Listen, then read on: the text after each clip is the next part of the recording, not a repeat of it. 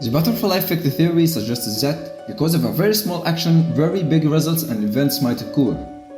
They all started from a child whose only hope was to help his father in some operations. That child was Blaise Pascal. He presented a mechanical device capable of addition and subtract in order to help his father and reduce the error rate. This person was Charles Babbage, which consisted of 25,000 parts.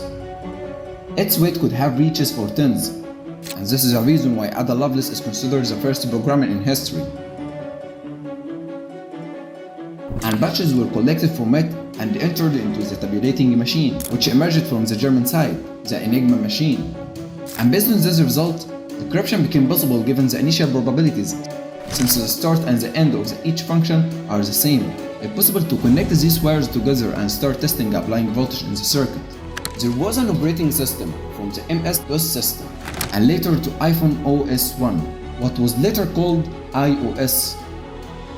All that we have now and all that we will have in the future started with a kid who just wanted to add two numbers.